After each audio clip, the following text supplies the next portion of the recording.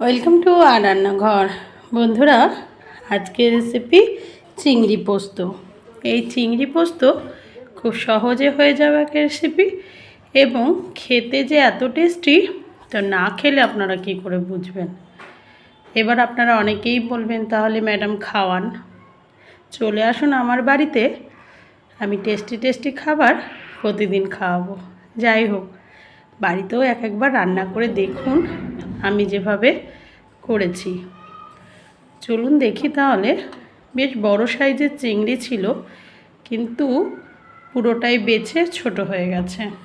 যাই হোক, এই চিংড়ি ধুয়ে পরিষ্কার করে নিয়েছি। হলুদ, লবণ, লাল লঙ্কার গুঁড়ো দিয়ে একটু ভালো করে ম্যারিনেট করে নিলাম।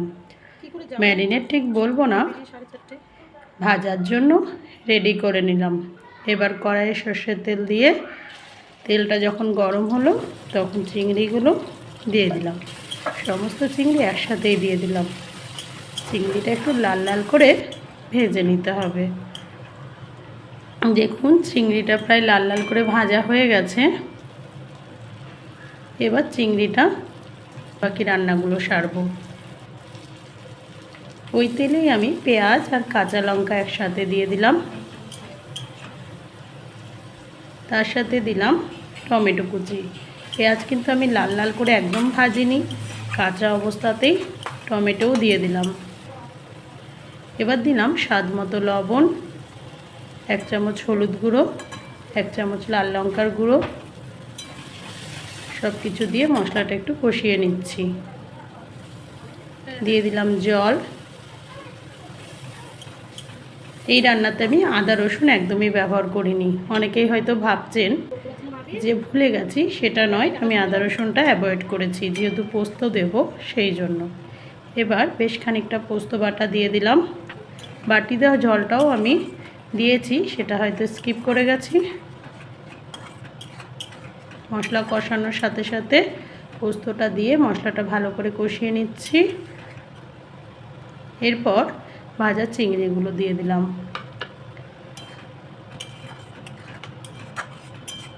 চিংড়ি দিয়ে একটু ভালো করে নাড়াচাড়া করে আরও একবার ঢাকা দিলাম যাতে তেল ছেড়ে আসে মশলা।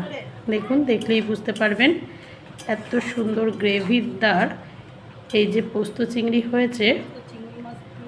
এবার যখন শেষের দিকে 1 চামচ গরম মশলা গুঁড়ো, 1 চামচ চিনি আর একটু পরিমাণ মতো ঘি দিয়ে দিলাম। ব্যাস রেডি আপনার চিংড়ি পোস্ত। এবার গার্নিশিংয়ের জন্য একটু ধনেপাতা কুচি উপর থেকে দিয়ে দিয়েছি। এটা একদমই অপশনাল, যদি না থাকে এই সিজনে একদমই ব্যবহার করবেন না, স্বাদের কিচ্ছু হেরফের হবে না। আসল কাজ আগেই হয়ে গেছে।